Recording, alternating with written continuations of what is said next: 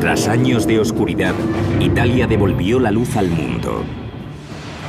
Emergió de la nube devastadora de la peste negra y aportó la innovación, el espectáculo y la glorificación del hombre. Fue una explosión de nuevas ideas de algunas de las mentes más brillantes de la historia. Filippo Brunelleschi era puro ingenio. Creó algunas de las obras arquitectónicas, artísticas y maravillas de la ingeniería que el mundo ha visto jamás. La ingeniería del Renacimiento recupera conocimientos ancestrales. Ningún periodo de la historia de la civilización occidental nos ha dejado tantas genialidades como este. Sin embargo, alcanzar este nivel de genialidad fue todo un reto. Los constructores tuvieron que batallar con epidemias, el dogma de la Iglesia e incluso los unos con los otros. La península italiana se convirtió en el reñidero, el centro de la batalla. Fue la era de los arquitectos. Una era que nos demostró que nada era imposible.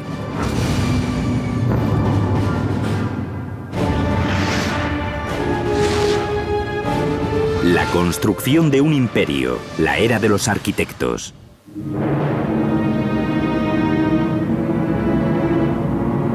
En el 476 después de Cristo cae el Imperio Romano. Y con él termina su época de dominación. Los emperadores que gobernaron y formaron la región desaparecen. Europa está dividida. Durante siglos, Europa será gobernada por una saga de reyes alemanes que bautizaron sus dominios con el nombre de el Sagrado Imperio Romano. Sin embargo, en el siglo XII empiezan a formarse una serie de repúblicas italianas. Juntas lucharán por recuperar la pasada gloria romana.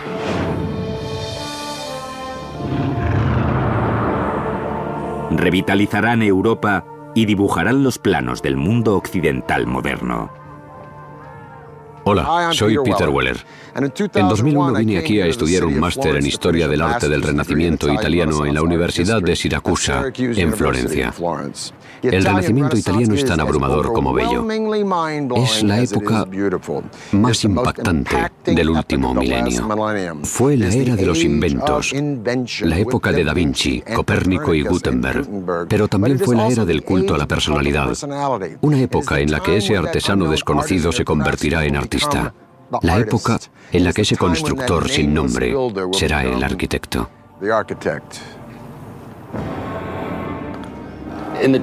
Italia empieza a renacer en los siglos XII y XIII. Empiezan a recuperar la estabilidad, sobre todo gracias al Imperio Romano y al sistema que conocemos como feudalismo. La ciudad recupera su importancia. En estas ciudades modernas nace una nueva clase de líder. Los gobernantes de las ciudades-estado italianas son los mercaderes. No pertenecen a la aristocracia tradicional. No son nobles. Lo que da lugar a la vibrante vida urbana del siglo XIII. Familias como los Medici pasaron de dirigir bancos y negocios a gobernar ciudades. La riqueza dio paso al poder, y el poder les dio la posibilidad de comprar arte y arquitectura. Las pequeñas ciudades empezaron a construir a gran escala, siempre pendientes de superar al vecino y mantener la independencia.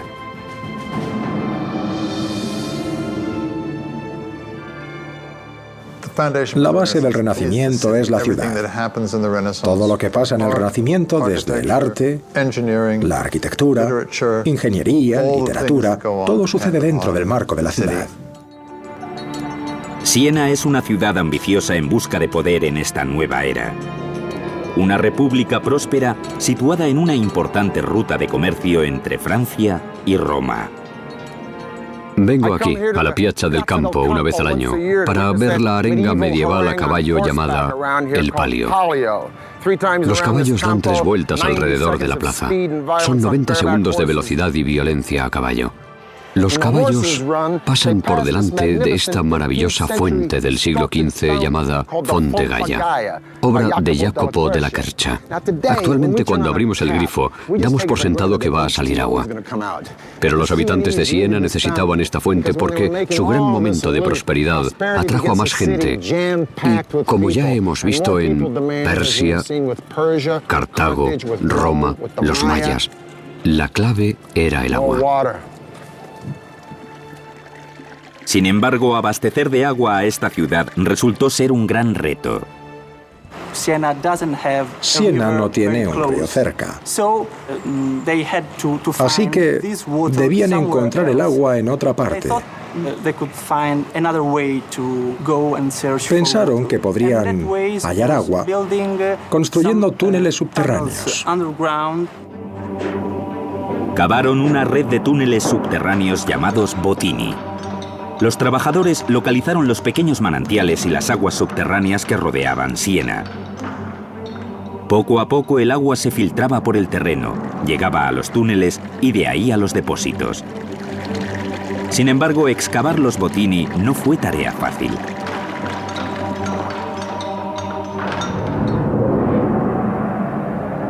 Los trabajadores utilizaron palas, picos y cinceles para eliminar los depósitos cálcicos de los túneles oscuros y polvorientos que apenas tenían varios metros de altura.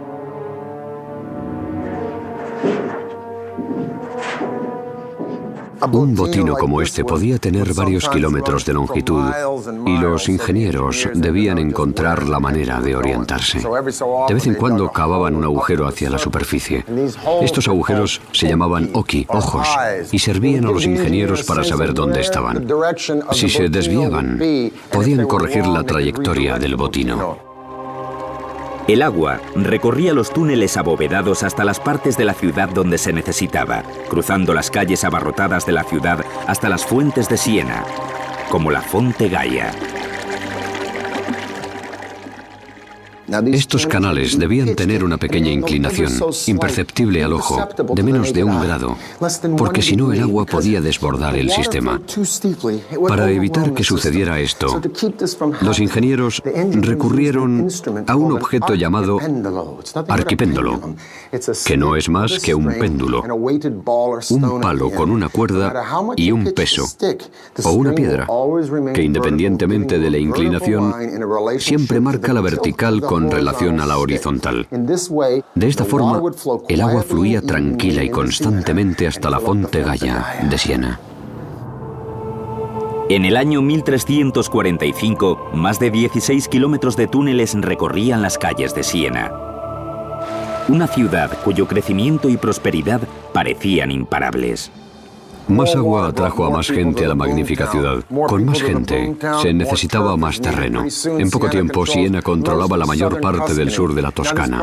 La prosperidad y la invasión, por decirlo de alguna manera, se convertirá en una carga para uno de sus vecinos.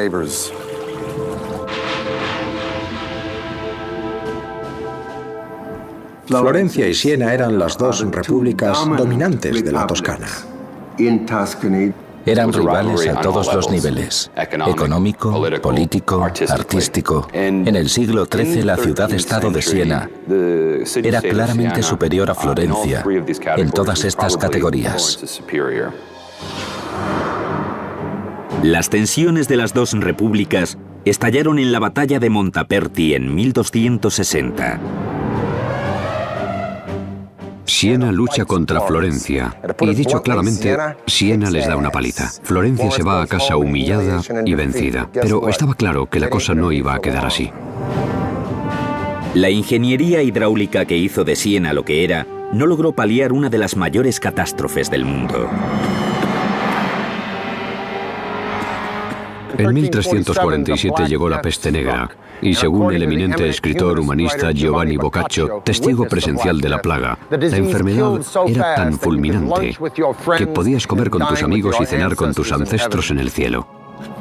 Se estima que Siena perdió el 60% de su población en cuestión de meses. Una cosa está clara, tras la peste negra, Siena jamás volvería a ser lo que fue ni a jugar un papel decisivo en la formación de la Italia moderna. La peste marcó el fin del papel de Siena en la escena internacional. Por otra parte, marcó el principio del ascenso de Florencia. La ciudad de Siena estaba destrozada, lo que dejó el camino libre para que su archirrival, Florencia, ocupase su puesto y se las ingeniara para orquestar su espectacular ascenso, que culminaría con uno de los monumentos más fantásticos de la era moderna. Una estructura que nadie pensaba que se podía construir.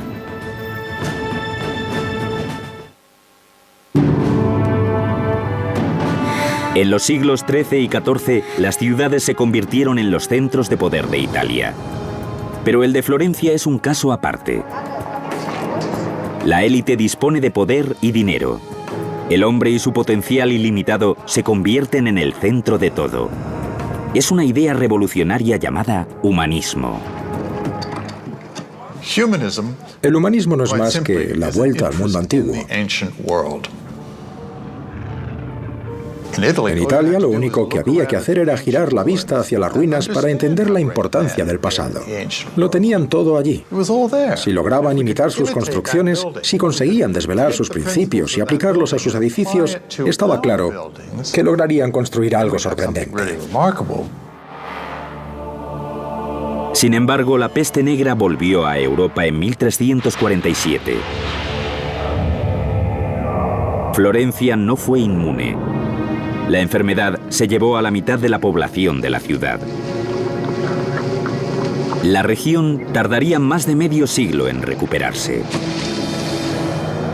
pero protagonizaría un ascenso espectacular. Se llamó el Renacimiento. En la Toscana, un grupo de familias adineradas dedicó su fortuna a la financiación de proyectos magníficos humanistas.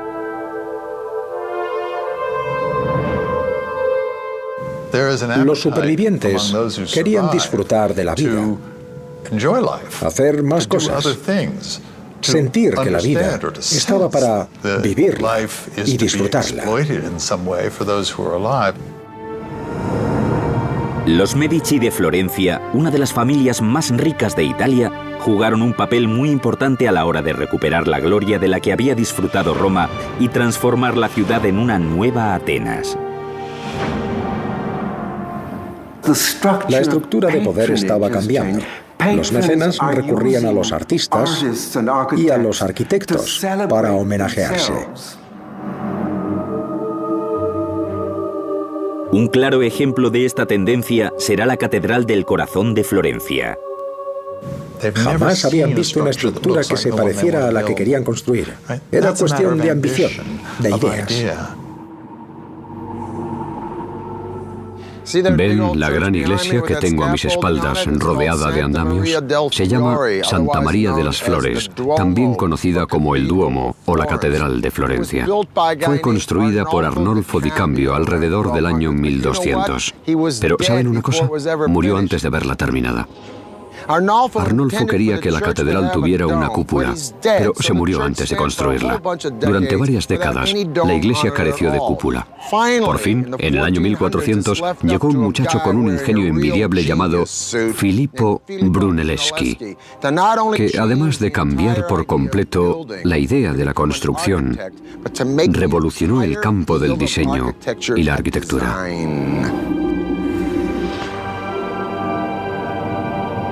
Brunelleschi se crió en una familia de clase media y estaba destinado a ser burócrata del gobierno como su padre.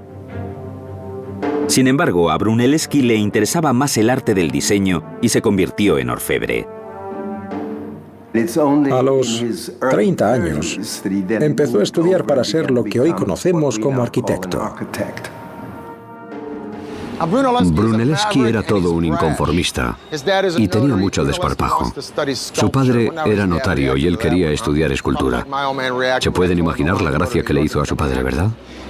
Probablemente su padre reaccionó como mi padre cuando le dije que quería ir a Nueva York a ser actor.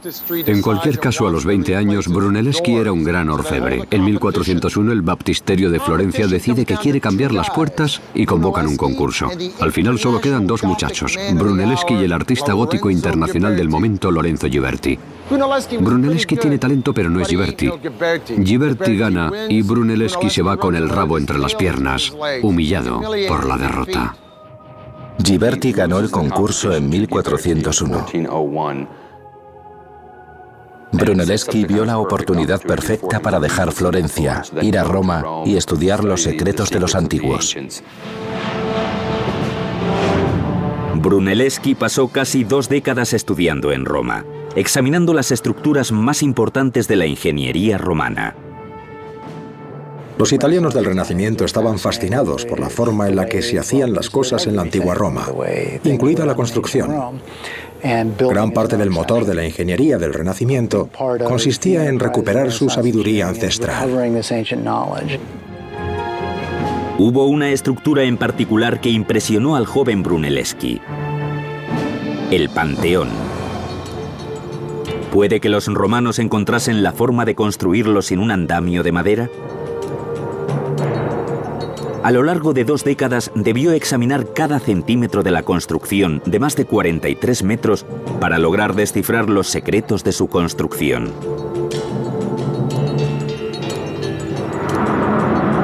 Cuando Brunelleschi regresó a Florencia, se trajo con él los secretos de la construcción romana. Parece que Brunelleschi reapareció en Florencia al mismo tiempo que el clero estaba planteándose sacar a concurso el diseño de la construcción de la cúpula.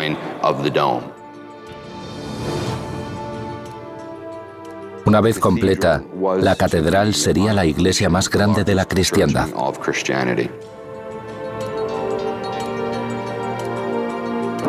Sería el reto de construcción más importante al que se enfrentaría Italia. La querían hacer más grande para mostrar al mundo la importancia de la ciudad a todos los niveles. El problema es que si no lo hacían bien, la caída sería aún más grande.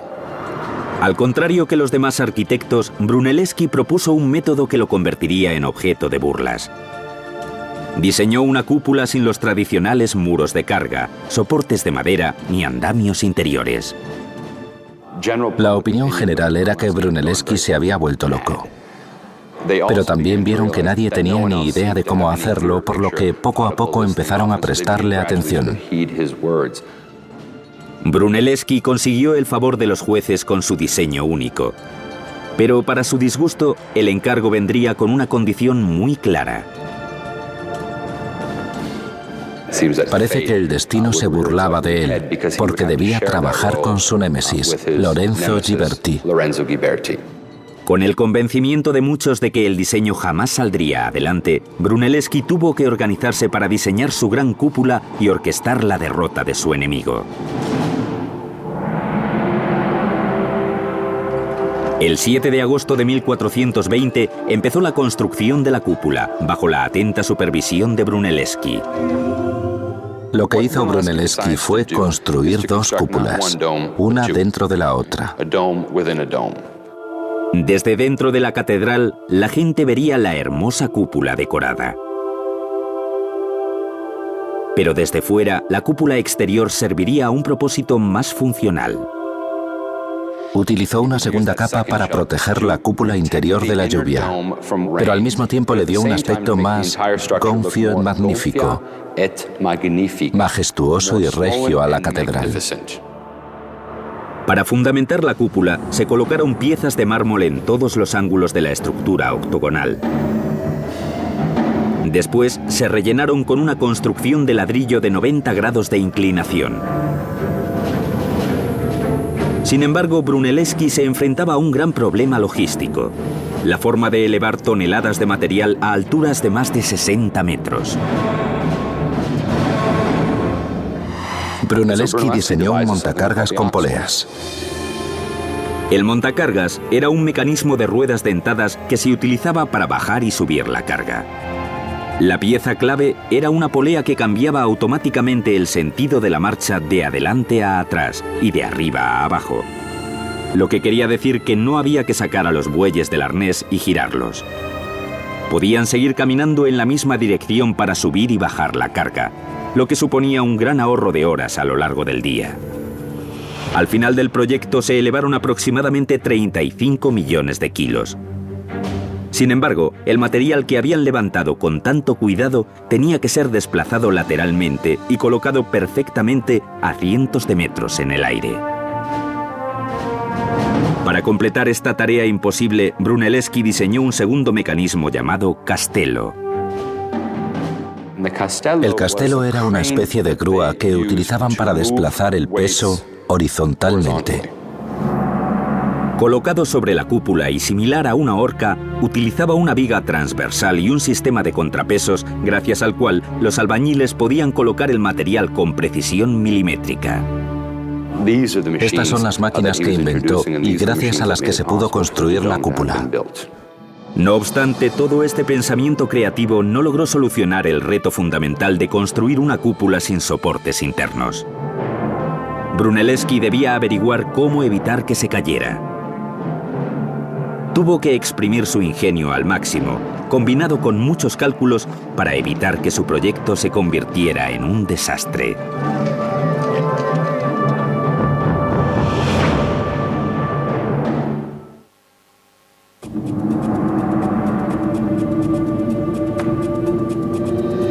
...1420, Florencia, Italia.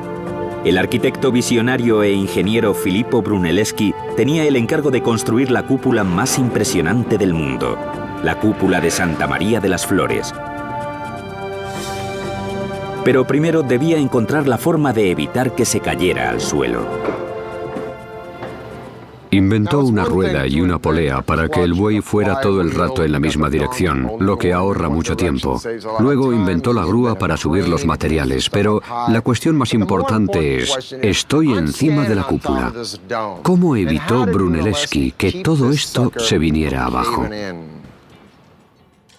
Debía encontrar la forma de mantener los ladrillos en su sitio y soportar el peso de la mampostería.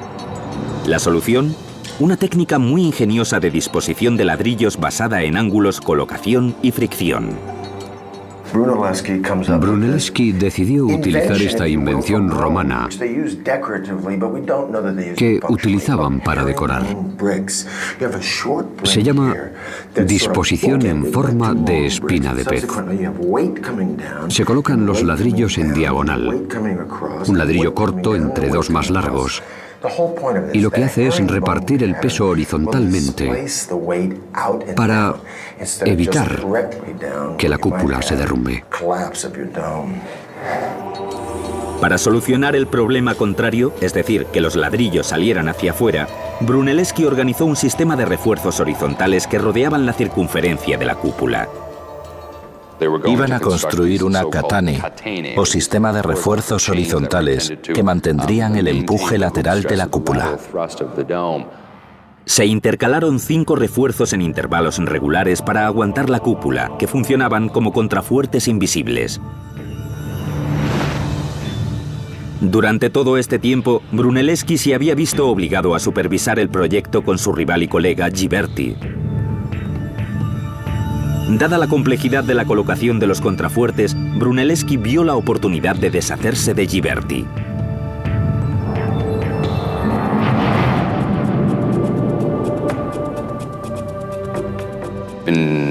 En agosto de 1423, Brunelleschi dijo que no podía ir a trabajar porque estaba enfermo. Ghiberti, de mala gana, empieza a dirigir el proceso de colocación de los refuerzos de madera.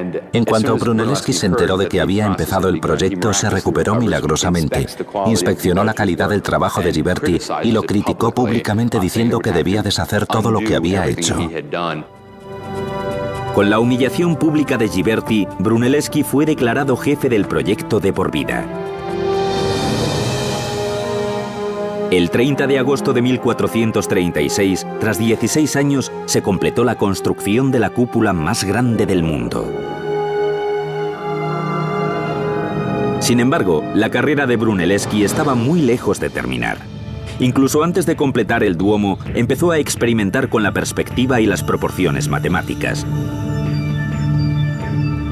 Aunque sus estructuras pueden parecer simples y de diseño limpio, sus construcciones jugaban con el espacio.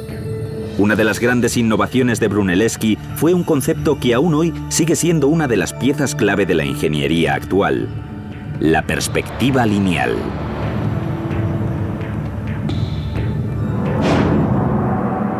Observando el baptisterio coronado por la cúpula octogonal y los edificios que la rodean, Brunelleschi concluyó que si colocaba edificios tridimensionales en un plano bidimensional, desaparecerían en un punto infinito llamado el punto de fuga.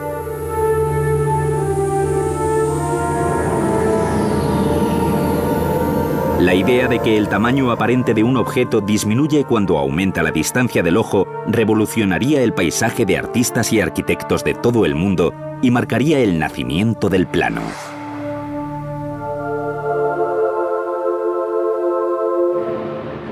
Lo que hace en arquitectura es cambiar la historia como lo hicieron Frank Lloyd Wright o Frank Gehry. La arquitectura no consiste solo en construir, no es solo coger barro y decir, si esta pared mide tanto, el chapitel tiene que medir esto otro. Ahora pueden deducirlo y ponerlo por escrito. Ya no son los obreros los que tienen el control, el arquitecto lo controla todo. Antes de Brunelleschi, los proyectos se basaban en maquetas aproximadas. Esta tendencia terminó cuando Brunelleschi empezó a practicar lo que podríamos llamar arquitectura sobre el papel, donde indicaba claramente cuáles eran sus intenciones. Así empezó la tradición de la arquitectura moderna. Los nuevos diseños de Brunelleschi se sometieron a la prueba de fuego en 1442 en la construcción de la Capilla de los Pazzi. El edificio que se encuentra a mis espaldas es la Sala Capitular de Santa Croce, una iglesia franciscana. Se llama la Capilla de los Pazzi. Voy a entrevistarme con un hombre y estoy un poco nervioso porque fue profesor mío en la Universidad de Siracusa. El doctor Ralph Hatfield nos va a explicar en qué se diferencia esta capilla del resto de la obra de Brunelleschi. Vamos a echar un vistazo. Vamos a verla. Se basa sobre todo en las relaciones. Intentó averiguar cómo organizar todas las piezas para que encajasen a la perfección, igual que todos los huesos encajan en nuestro cuerpo. Cierto. El arquitecto del Renacimiento, gracias al invento de la perspectiva, puede representar el espacio. Esta fue la gran aportación de Brunelleschi: aprender a ver las cosas en 3 dimensiones, a imaginar en 3 dimensiones. En vez de tirarse a la piscina directamente, empiezas con una idea y sigues su concepto hasta su ejecución a la perfección. Veo que te haces una idea, es decir, es magia espacial. Las innovaciones de Brunelleschi en diseño y técnicas de construcción han sido emuladas por los arquitectos de todo el mundo durante siglos. Sin embargo, amanecía una nueva era para la arquitectura. Las ciudades rivales avivaron las viejas rencillas. Los artistas que se habían convertido en arquitectos e ingenieros debían prestar un nuevo servicio público. Debían orientar sus mentes creativas al arte de la guerra.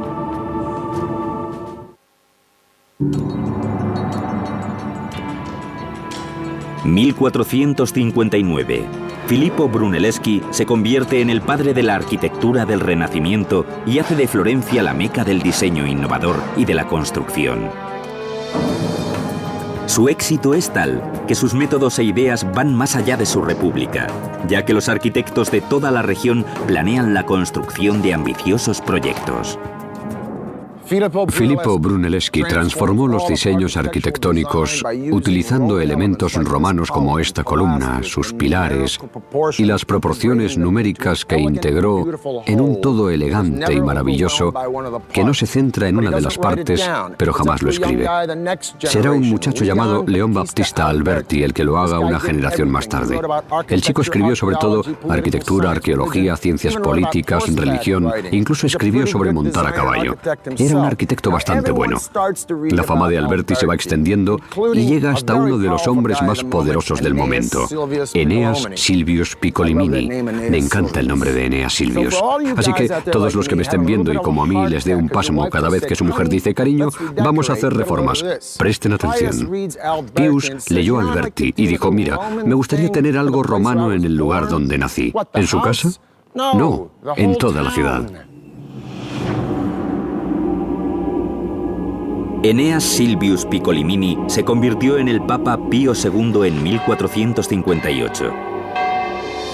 En 1459 se concentró en convertir su ciudad natal, Corsignano, en la ciudad ideal.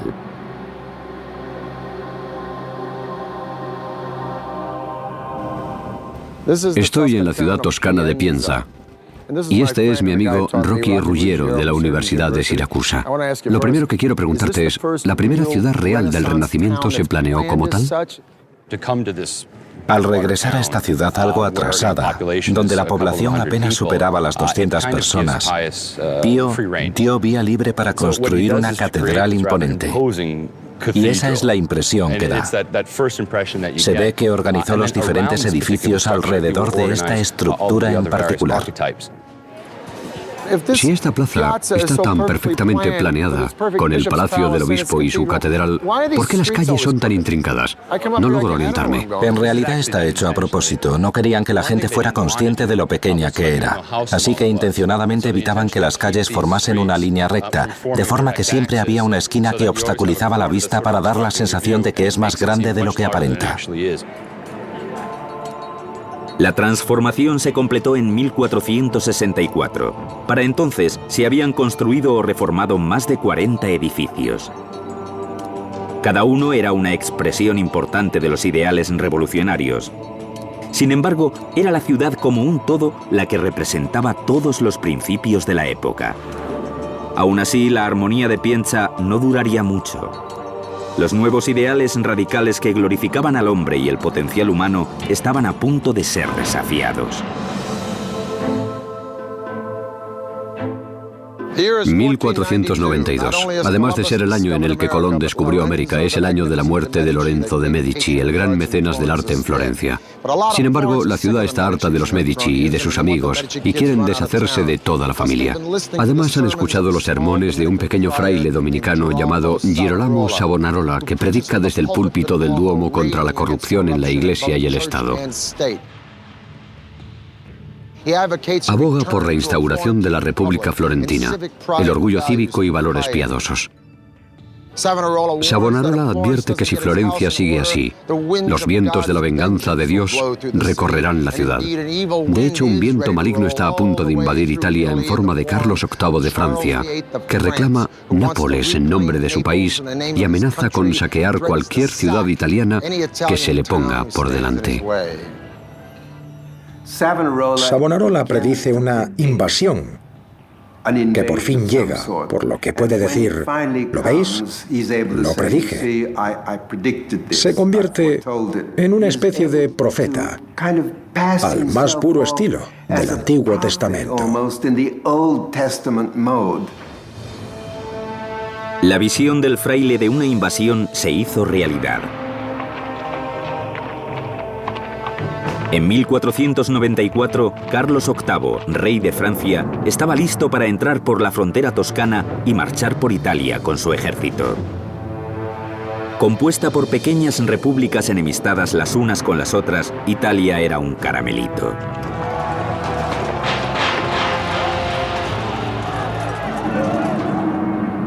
Los mismos artistas que habían erigido monumentos que exaltaban la humanidad, en esta nueva era dedicaban sus mentes privilegiadas a la guerra. No existía la figura de los ingenieros militares. Así que los grandes arquitectos del Renacimiento, aunque no supieran nada del tema, fueron llamados a diseñar las fortificaciones de las grandes ciudades italianas. Las innovaciones y las nuevas tecnologías estaban ahora al servicio del ejército. El arma que eligió Carlos VIII fue un nuevo cañón. Las murallas medievales se derrumbaban ante su fuerza imponente. El cañón era un arma efectiva. Además, podía lanzar proyectiles más grandes, más pesados y a mayor distancia. Carlos VIII se llevó los cañones a los Alpes, donde comprobó que podía destruir todas las fortificaciones que se le pusieran por delante. Era una gran crisis, porque no podían hacer nada para contenerlos. La fuerza de los nuevos cañones destruía las murallas delgadas y finas, con lo que las ciudades italianas quedaban desprotegidas. Las antiguas murallas ni siquiera podían soportar el peso del armamento utilizado contra los invasores. El nuevo cañón tenía mucha potencia. No se podía colocar uno de estos cañones sobre las murallas y dispararlo, porque derrumbaría la muralla. Los ingenieros italianos decidieron construir una muralla más baja y más robusta, capaz de soportar el peso del armamento y resistir el ataque de las balas de cañón. Esta nueva muralla resistió el ataque de los cañones porque era capaz de absorber el impacto de los proyectiles. Los ingenieros también rediseñaron la disposición de las nuevas murallas que rodeaban la ciudad. En lugar de la muralla medieval recta y vertical, los ingenieros apostaron por una muralla angulosa. Los bastiones angulosos o fuertes en forma de estrella mantenían a los atacantes a distancia, ya que los ángulos dispersaban los disparos de la artillería. Todas las ciudades tenían forma de estrella, con bastiones en ángulo para proteger las murallas de la ciudad por todos los lados. Los ángulos creaban una serie de caras. Las caras son importantes porque las diferentes esquinas de la ciudad pueden protegerse unas a otras. El bastión se convirtió en el nuevo modelo de las fortificaciones defensivas y puso a prueba la imaginación de los comandantes militares de toda Europa.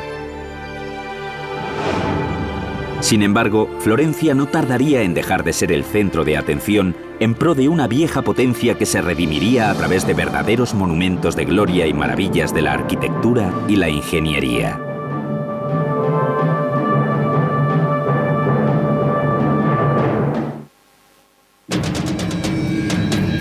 Siglo XV, Italia.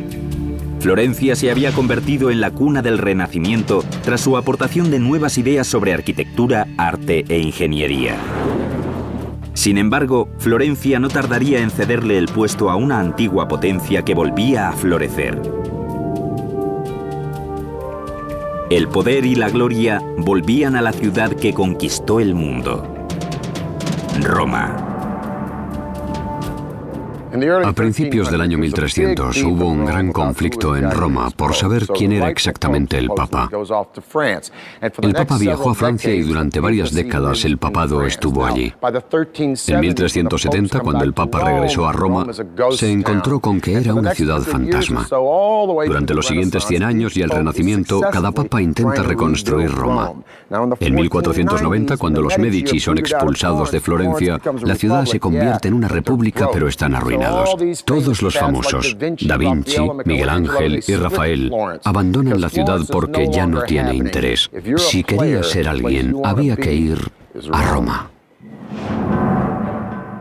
Roma no fue nada en el siglo XIV, porque los papas se habían mudado. Cuando regresaron en el siglo XV, empezaron la tarea de reorganización del Estado papal. Un papa en particular se embarcó en una ola de reformas y construcciones sin precedentes. Se llamaba Sixto V. Sixto y los papas venideros sintieron la necesidad de convertir Roma en la capital de la cristiandad. Sixto V se dedicó a la tarea de reurbanizar la ciudad. Si Roma iba a ser de nuevo el hogar de la Iglesia Católica, la ciudad necesitaba una reforma extensiva. Sin embargo, la reconstrucción de Roma sería una tarea de dimensiones épicas. Primero, Sixto quería limpiar sus calles de maleantes. La ciudad estaba llena de criminales. Sixto ordenó localizarlos y eliminarlos a todos. El siguiente paso era reconstruir los acueductos, uno de los grandes símbolos de la ingeniería romana. El regreso del agua vino acompañado de un aumento de población. La ciudad comenzaba a prosperar. Pavimentó los caminos, las calles se ensancharon y la ciudad explotó con nuevas construcciones. No obstante, Sixto aún no había terminado. Tenía un plan perfecto para la ciudad, un marco para organizar el futuro desarrollo a través de la colocación de gloriosos monumentos. Una de estas prácticas habituales era utilizar los obeliscos egipcios que los romanos trajeron a la ciudad. Eran trofeos militares que colocaron por toda la urbe. Hoy sabemos que hay más obeliscos en Roma que en Egipto. Y cómo Sixto los usó como signos de admiración urbanos. Sixto quería trasladar uno de estos obeliscos a una nueva catedral llamada la Basílica de San Pedro. Pero había un problema. Pesaban más de 300 toneladas. Mover el obelisco no era tarea fácil. Sixto le encomendó el reto al arquitecto e ingeniero Domenico Fontana. El plan de Fontana parecía simple, pero su ejecución resultó ser casi imposible. Para proteger la piedra, metió el obelisco en una colosal torre de madera protegida con barras de hierro por los costados. La torre tenía columnas que se extendían más de 30 metros hacia el cielo, con cuerdas atadas a las barras de hierro para que el obelisco pudiera ser levantado por los cabestrantes. El plan era utilizar un grupo de más de 900 hombres para ejecutar el movimiento. Con 40 cabestrantes, levantarían el obelisco del suelo y lo colocarían sobre una plataforma de troncos, con lo que lo trasladarían a su nuevo destino. El 30 de abril de 1589, bajo la atenta mirada del Papa Sixto, el grupo empezó la ardua tarea de mover el obelisco. Los hombres recibieron orden de estar en silencio durante todo el proceso, bajo pena de muerte, si uno de ellos se atrevía a romper el silencio. Por fin, 17 días después de que empezase el traslado, el obelisco llegó a su nuevo destino, la Basílica de San Pedro, donde descansa hoy. Los rumores de la maravillosa transformación de Roma se expandieron por toda Europa. La capital del mundo antiguo volvía a ser lo que era. Y la era de los arquitectos que empezó en Florencia había transformado Roma y el resto de Europa.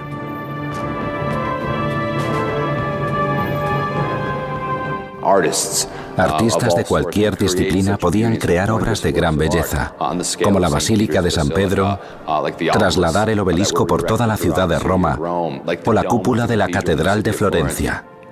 Devolvió la importancia a la humanidad, aunque también nos dio un punto chulesco. Volvíamos a ser el centro de todo.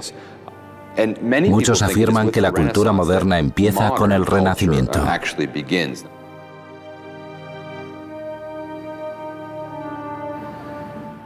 Bella Firenze, hermosa Florencia. Sigue siendo igual de bella hoy, pero créanme, en 2001 metido en mi apartamento en pleno invierno, escribiendo trabajos hasta las 4 de la mañana sobre Botticelli, no me parecía tan hermosa. De hecho, me faltó nada para dejar a la bella aquí y volver a mi rutina diaria en Los Ángeles.